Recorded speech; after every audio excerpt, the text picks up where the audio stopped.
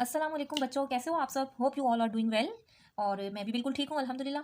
तो जी पिछली 2 क्लासेस में मैं आपको प्रेजेंट इंडेफिनिट और प्रेजेंट कंटिन्यूस के बारे में समझा चुकी हूँ। आज हम अपना तीसरे टेंस का स्टार्ट करेंगे, ठीक है? तो तीसरा जो टेंस है वो है प्रेजेंट परफेक्ट का। प्रेजेंट परफेक्ट टेंस क्या होता है?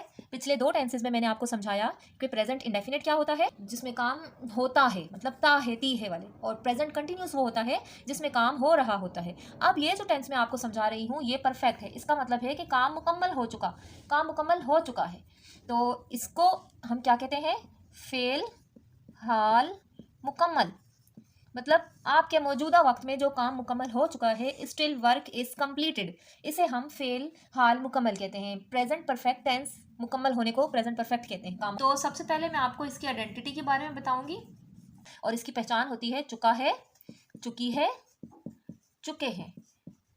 मतलब इन इन जुमलों के आखिरी में चुका है, चुकी है, चुके हैं आ रहा होगा, तो उसे हम प्रेजेंट परफेक्ट टेंस कहेंगे। अब इसका फॉर्मूला क्या होगा? आपने जुमले से पहचान लिया कि ये जुमला प्रेजेंट परफेक्ट टेंस का है, तो इसका फॉर्मूला हो जाएगा, जब हम जुमला बनाएंगे किस फॉर्मूले के तहत बनाएंगे, वो ये है, सब्जेक्ट होगा, फिर सब्जेक्ट के साथ आएगा हेल्पिंग वर्ब। हेल्पिंग वर्ब यहाँ पर 2 किस्म के यूज होते हैं। पर प्रेजेंट परफेक्ट में 2 हेल्पिंग वर्ब यूज होते हैं, has and other is have, ठीक है? इसके साथ वर्ब की थर्ड फॉर्म आती है, वर्ब की थर्ड फॉर्म आती है, और लास्ट में ऑब्जेक्ट आ जाता है। अब मैं आपको बताती हूँ कि हैज़ कहाँ लगेगा और हैव कहाँ लगेगा। ये चीज़ बड़ी इंपॉर्टेंट है समझने के लिए। Let start this. हैज़ लगता है किन जुमलों के साथ? जिन सब्जेक्ट्स में ही, शी, इट या कोई सिंगुलर नेम हो, उसके साथ हम हैज़ लगाते हैं। अब बारी आती है कि हैव कहाँ लगता है। हैव इन लफ्जों के साथ लगता है जिनमें सब्जेक्ट आई, वी, यू और दे या कोई प्लूरल वर्ड्स हो, उसके साथ हम हैव लगाते हैं। अब सब्जेक्ट में अगर ये लफ्ज आ रहे हैं तो हम हेल्पिंग वर्ब हैव लगाएंगे, अगर सब्जेक्ट में ये लफ्ज आ रहे हैं तो हम हेल्पिंग वर्ब ये लगाएंगे। अब आपको मैं इसके 2 जुमले बना के बताती हूँ ताकि आपको अच्छे से समझ आ जाए। जी स्टूडेंट्स, अब आपको मैं पहला जुमला बताती हूँ कि जैसे एक जुमला है, वो बाहर जा चुका है। अब चुका है आ गया, तो इसका मतलब है कि ये जुमला प्रेजेंट परफेक्ट का है। इससे हमने पहचाना आखिरी में जो लफ्ज लिखा होता है वो इसकी पहचान होती है। किसी भी जुमले के आखिर में चुका है, चुकी है, चुके हैं आ जाएगा तो वो जुमला प्रेजेंट परफेक्ट का हो जाएगा। यहाँ पर हमने पहचान लिया कि ये जुमला प्रेजेंट परफेक्ट का है। अब जब पहचान लिया तो इस फॉर्मूले के तहत हमने इस जुमले को बनाना है।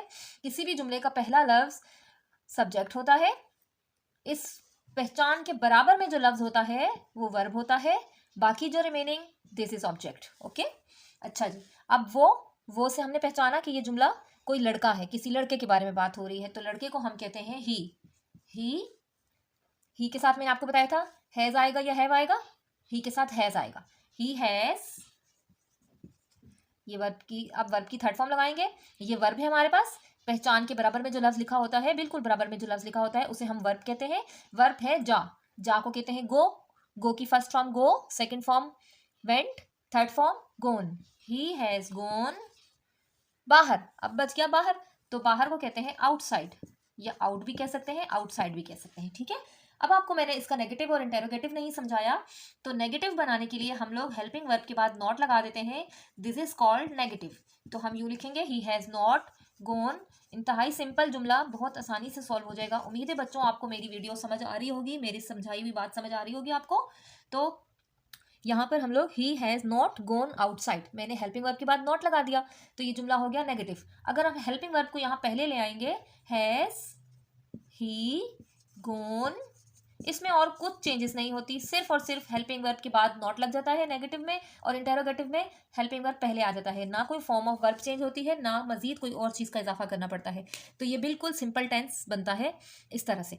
तो देखिए जुमला बन गया, वो बाहर जा चुका है। वो सब्जेक्ट, पहला लफ्ज सब्जेक्ट होता है, आइडेंटिटी के बराबर में जो लफ्ज लिखा होता है वो वर्ब कहलाता है, और बाकी जो बच जाता है उसे हम ऑब्जेक्ट कहते हैं। तो सब्जेक्ट हमारे पास है वो लड़का है, तो ही लगाएंगे। ही के साथ हेल्पिंग वर्ब मैंने आपको पहले बताया था कि हैज कहाँ लगता है और हैव कहाँ लगता है। हैज लगता है ही, शी, इट या किसी का सिंगुलर नेम होगा तो वहां पर हम लोग हैज लगाएंगे। हैव लगता है आई, वी, यू, दे या कोई प्लूरल वर्ड्स के साथ हैव लगता है, ठीक है? तो यहाँ पर मैंने ही हैज लगाया, गोन थर्ड फॉर्म के साथ बाकी का पार्ट, बाकी लिखा हुआ है बाहर, बाहर को कहते हैं आउटसाइड। अब यहाँ पर हैज के बाद हेल्पिंग वर्ब आ जाएगा, तो सब्जेक्ट है he has not gone outside. अब इंटेरोगेटिव बनाने के लिए हैज पहले आ जाएगा, हैज ही गॉन आउटसाइड। आखिर में क्वेश्चन मार्क भी लाजमी लगाएंगे। एक दो क्लासेस में मैं आपको इसकी एक्सरसाइज भी बनाना बताऊंगी। तो नेक्स्ट एक जुमला और बना के देखते हैं। जी बच्चों, अगला जुमला है, वो खाना खा चुके हैं। वो खाना खा चुके हैं मतलब वर्क इज कंप्लीट, जो काम हो रहा है वो कंप्लीट हो चुका है। तो चुका है चुकी है से हमें समझ आया कि ये जुमला प्रेजेंट परफेक्ट का है। इस प्रेजेंट परफेक्ट के जुमले की पहचान के बिल्कुल बराबर में जो लफ्ज लिखा होता है उसे हम वर्क कहते हैं। पहले लफ्ज को हम सब्जेक्ट कहते हैं, बाकी जो रिमेनिंग पार्ट होता है उसे हम ऑब्जेक्ट कहते हैं। ठीक है, तो यहाँ पर सब्जेक्ट है वो। अब क्लियर करना है कि वो कौन है, वो लड़की है, लड़का है, या वो बहुत सारे वो हैं। दे में शुमार होगा या ही लिखेंगे या शी लिखेंगे। तो जब यहाँ पर पहचान से पता चला कि वो बहुत सारे हैं, वो खा चुके हैं, मतलब है कि वो बहुत सारे हैं कोई, तो फिर वो जो है बहुत सारे हैं, तो उन बहुत सारों के लिए हम लोग दे यूज करते हैं। दे, सबसे पहले सब्जेक्ट आ गया दे, इसके बाद हेल्पिंग वर्ब। आप लोगों को मैंने बताया हैव किसके साथ लगता है और हैव किसके साथ लगता है। ये जो है दे के साथ हैव लगेगा, दे हैव। अब बारी आती है खाना खाने की, मतलब है कि फॉर्म ऑफ वर्ब लगाने की। खाना खाने को कहते हैं ईट। ईट की first form eat, second form ate, third form eaten. They have eaten, खाने को कहते हैं food. They have eaten food. ठीक है, अब इसका नेगेटिव बनाने के लिए हेल्पिंग वर्ब के बाद नॉट लगा देंगे तो हमारा नेगेटिव बन जाएगा। ये असर्टिव जुमला है, ये अब मैं जो नॉट लगा रही हूँ इसे हम नेगेटिव कहते हैं। They have not eaten food.